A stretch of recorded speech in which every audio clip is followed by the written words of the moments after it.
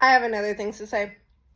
And I'm not a historian. This may be ignorant, okay? If it's ignorant, I don't care. Just don't follow me, don't listen. Just turn the video off, okay? Something that really pisses me off is coming specifically from black people, and then the black people enable the white people to think it too, when they're like, oh, well, black people weren't allowed to do this and black people weren't allowed to do that, and we just started getting opportunity and we just started doing this and we just started doing that. I feel personally that that is so disrespectful to our ancestors to say that, because black people have always been making a way. And not to mention, American black people are very individualistic, and of course we still have the American mindset. It's just a black American mindset where we think we're the only people in the world, and we very much are not. Okay, there's a whole world of black people out there. We're not the only ones. Okay, we're just the blacks of America, right? So we're like, well, black people weren't allowed to do this, black people weren't allowed to do that. And I know that they're talking about in America specifically. However, it's not true. Most of the black fraternities and sororities were started in the early 1900s, like 1912, 1913. I think maybe even like 1908 may have been the first one. I'm not even in a sorority or fraternity, and I know this. What do you think the fraternities and sororities were for? They were creating opportunities for black people. We had Black Wall Street. We have so many black inventors. We have W.E.B. Du Bois. We have Harriet Tubman. We have all of these people who have been making a way since before the beginning of time. Just because we weren't integrated until the 60s doesn't mean that black people were not educated before the 60s. You know what I mean? Like, you know, like people are like, oh, people act like black people just start getting married. Like, we've been getting married. And even before we came to, like, it's just ignorant to me. And it's just disrespectful. I personally feel, and this is where I'm not a historian, I probably am going to be ignorant. I personally feel like the crack epidemic in the 80s is what like skewed a lot of things, because I know that a lot of people kind of come nowadays from like these single parent households, and that's what makes them feel like black people are like super oppressed and stuff. And like, listen, the black experience in America is a unique one, and it is a difficult one, and we do have a challenging history. I mean, my own uncle has seen a lynched body hanging from a tree. Like, there is a lot of trauma. I'm definitely not saying there isn't, but what I'm saying is success is not new for black people. Okay, success is nothing new for black people. Brilliance is nothing new for black people. Like, we have been doing this, even if the white people were not telling it in the newspapers, even if the white people were not integrating it, you know, into white society. It doesn't mean it wasn't happening. It doesn't mean there weren't black people thriving. It doesn't mean there weren't kept women. Like, you know what I mean? Like, we've been doing this. Like, I just don't like it when people try to act like black people have just been like dumb and ostracized for all this time. And that's how it feels sometimes.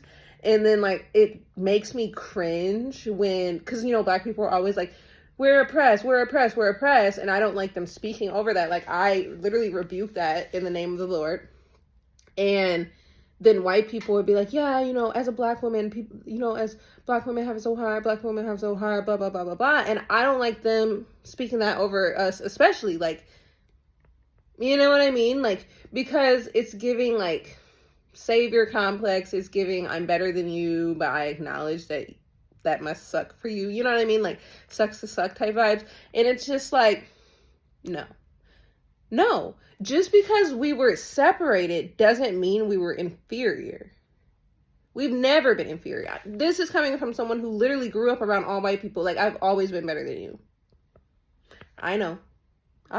Very controversial. I love white people. They're beautiful. I respect their culture. I respect their traditions, all those things. I grew up amongst them. I'm very familiar.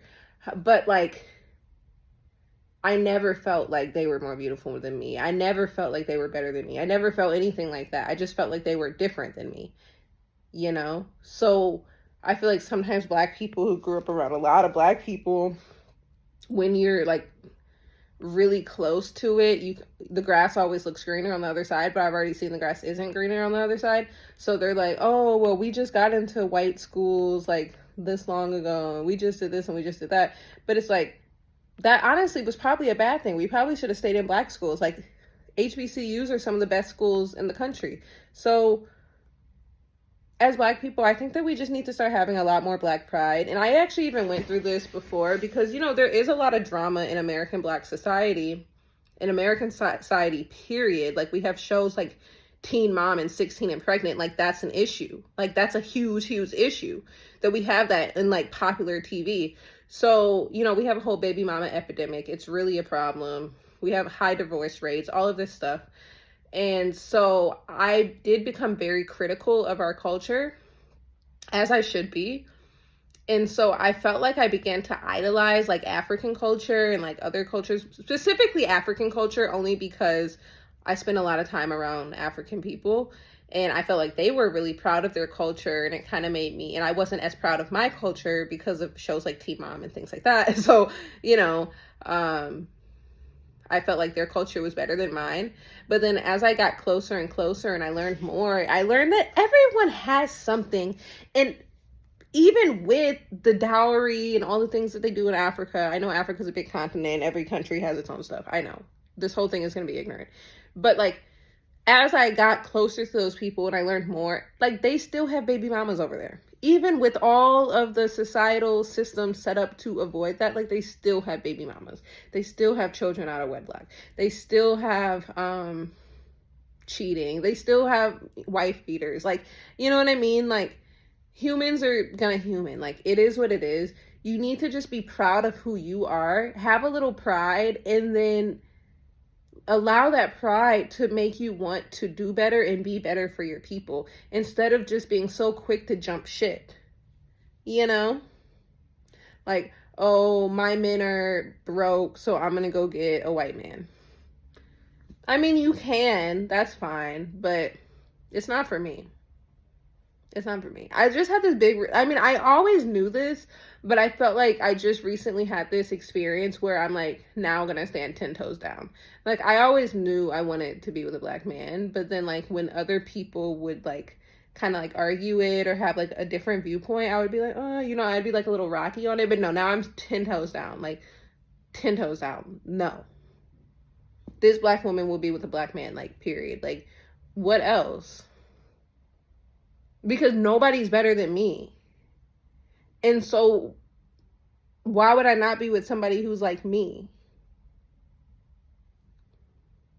And I know in the US we make race like such a big deal, but I feel like race is such a big deal, and culture is such a big deal, and upbringing is such a big deal, and values and family and like all of these things are such a big deal. It's more than just the color of your skin.